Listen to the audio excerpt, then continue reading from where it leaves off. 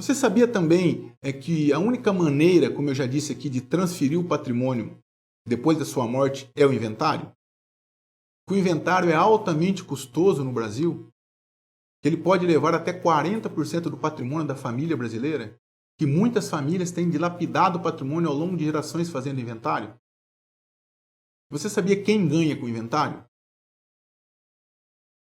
Quem ganha com o inventário são os cartórios, o governo estadual, federal, com alta taxa de tributação, nós, advogados, uma infinidade de pessoas que terão acesso ao seu patrimônio. E você pode inventar, você pode evitar o inventário.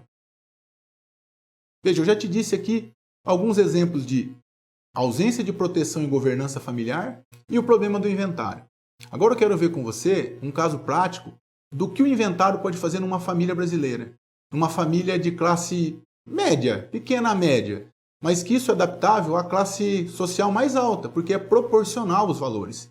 Estou trazendo um exemplo de uma família que tem um único imóvel, mas isso se aplica a você que tem uma grande quantidade de terras, um agronegócio vultuoso, muitas empresas, porque proporcionalmente os valores são os mesmos. Veja lá comigo.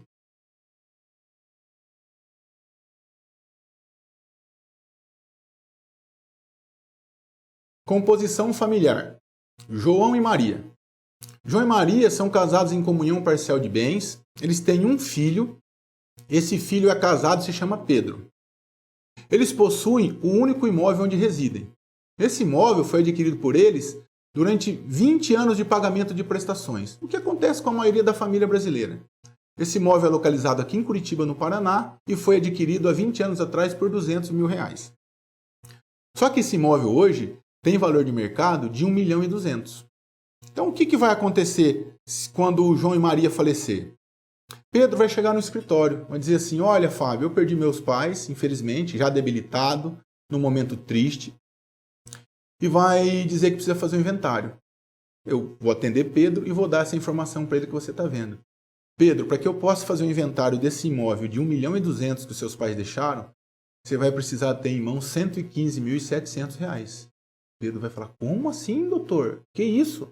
Tá aqui, Pedro, olha, você vai gastar de forma administrativa, porque você se encaixa no inventário em cartório administrativo, não estou falando do inventário nem judicial. Pedro é maior de idade e é capaz, então é o único herdeiro, então nós vamos fazer um inventário administrativo. Mas Pedro vai gastar lá R$1.800 com cartório de notas, despachante, cartório de registro de imóveis. Vai pagar o ITCMD, que no Paraná é 4% sobre o valor atualizado dos bens. Você imagina 4% sobre todo o seu patrimônio. Tem estados que tributam em até 8%, você vai descobrir aqui ao final. Vai gastar em horários advocatícios, que aqui no meu escritório eu cobro 5% em inventário administrativo e 12% em inventário judicial, se for litigioso. É claro que tem escritórios que vão cobrar 3, 8, 12. É uma questão de mercado e uma questão de estabilidade. Aqui no meu escritório eu não faço por menos de 5%.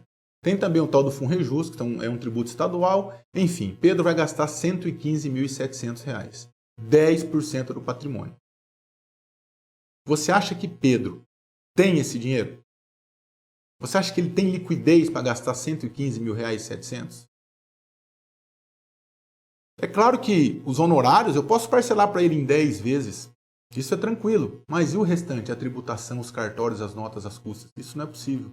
Pedro não tem esse dinheiro.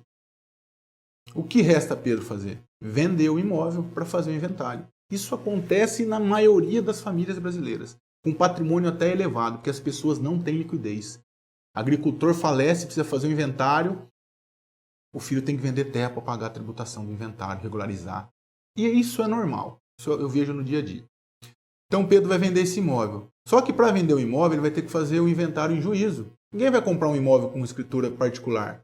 Vai comprar um imóvel através de um procedimento judicial, vai para o inventário em juízo, o comprador vai depositar o valor em juízo, o juiz vai expedir um alvará depois para venda, vai pagar a tributação. É assim que funciona para se fazer uma compra segura. E você acha que o investidor vai pagar R$1.200.000 nesse imóvel, que é o valor de mercado? Certamente que não. Pedro vai ter uma perda patrimonial, ele vai ter que vender esse imóvel mais barato para fazer o inventário. Então o investidor vai depreciar esse imóvel em pelo menos 20%. Se não for mais. Ele vai pagar, aqui no meu escritório, 7% de honorários, que é um um inventário judicial que não tem complexidade. Então, de 5% do administrativo, eu vou cobrar 7%. Só que Pedro vai ter ainda um outro problema. Ele vai ter que pagar ganho de capital. O pai dele pagou 200 mil nesse imóvel. Se ele vender por 1 milhão, tem um ganho de capital de 800 mil. Incide 15% de imposto de renda. Pedro vai ter que pagar isso. Olha como ficaria a situação de Pedro depois da venda desse imóvel. Pedro não gastaria com cartório, porque o inventário será judicial. Certidões, registro de imóveis, o ITCMD, que é o mesmo valor, os honorários advocatícios, que subiram para 7%, custas processuais, que são um pouco maiores, o FUNREJUS, que também existe, e o ganho de capital. Pedro vai gastar 291 mil reais para fazer esse inventário, judicialmente. Mas Pedro também já teve uma perda patrimonial, que ele vendeu o imóvel mais barato. Ele vendeu o imóvel por 20% a menos, já perdeu 240 mil. Você imagina a perda patrimonial de Pedro? Ah lá, 531 mil reais. Pedro perdeu 44% do seu patrimônio. Veja, pense nisso. É totalmente desconfortante a situação de Pedro. Você acha que Pedro, com o valor que sobrou para ele, pouco mais de 600 mil, vai morar no mesmo prédio? Você acha que Pedro vai morar até no mesmo bairro? É difícil dizer, mas eu tenho certeza que a resposta é não.